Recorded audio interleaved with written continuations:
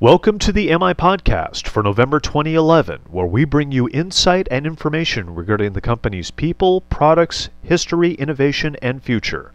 I'm Paul Duval, and I thank you for joining us. For this month's edition, I traveled to San Diego, California for the annual Central Veterinary Conference exhibition. While I was at the Medical Illumination booth, I had a chance to speak with one of the company's co-founders. In 1978, Bill Schellenberg and Ken Stater moved on from their work with a competitor to start their own specialty lighting company. The goal was to manufacture the type of smaller surgery and exam lights that larger lighting companies were not willing to produce. In addition, they sought to improve what had been done previously. From its humble beginnings, Medical Illumination grew as time progressed and attracted an increasing number of dealers, eventually expanding to other countries outside of North America. Ken Stater eventually passed away, but Schellenberg moved on as president until his retirement in the early 2000s. To this day, he is still actively involved with the company's product development and direction, including his presence at trade shows both in the U.S. and abroad. Rather than begin my conversation with the typical question like, "What's changed since the company was founded?" I took a contrarian approach. I asked Bill what had not changed since Medical Illumination started 33 years ago. Here's what he said. Well, I think one of the distribution situation, we sell our equipment to distributors. They in turn sell them to end users. That distribution chain has not changed. It's still out there, except some of the distributors have grown larger, and but they're still distributing the same way, from manufacturer to distributor, then to the end user. And, end users can be anybody from veterinarians that use medical lighting equipment, or the human medicine specialties, where we also sell our medical lights. Over its 3-decade existence, Medical Illumination has had many milestones. I asked Bill what the most significant one was in his opinion. Well, there's been changes in lighting sources over the years, but about 4 or 5 years ago, that was magnified by the introduction of LED lights. I mean, we had just conventional light bulbs, we had quartz halogen light bulbs, we had metal halide light bulb, but when this industry changed over to LED lights, that completely changed the medical lighting system, and you very seldom see any other medical lights that are not LED powered. Does Bill ever feel that technology is moving way too fast and that it should slow down somewhat?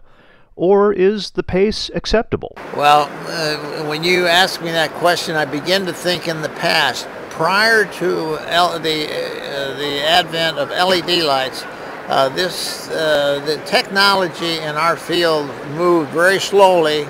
There was no stress, there was no effort to try to get out a new lighting series every year. But with the LED situation, that has completely changed. I mean, we're almost matching the manufacturers of electronic equipment, where they come out with a new model every 6 months. I mean, look at the iPod and the cell phones, things like that. And it's getting to be that way in the medical lighting field. There's a new technology coming out that no one's using yet, but I would say in the next 5 years, you're going to see new technology comes out that nobody knows about. Nobody's even talking about it. And it'll not only affect medical lighting equipment, it'll affect all commercial lighting, home lighting. It'll have a big effect, not just on our industry, but the entire lighting industry in the world. Of course, Bill would not elaborate with any details about the future technology in question. I closed by asking Bill what the standout memory was for him during the time that he was the company's president. It was very, very difficult for us to start this company because we never had enough money.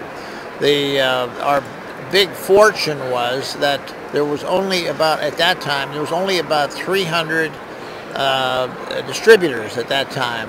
And that was the easy way you could write the company.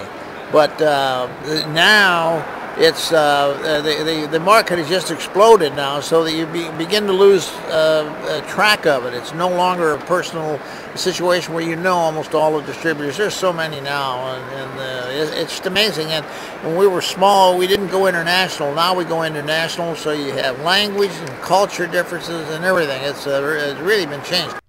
That's all the time we have for this edition, and I would like to thank Bill Schellenberg for joining us. Remember that we always value your direct feedback, so please be sure to connect with us via our Facebook and Twitter pages, or go to our website at www.metalum.com to submit your questions and comments.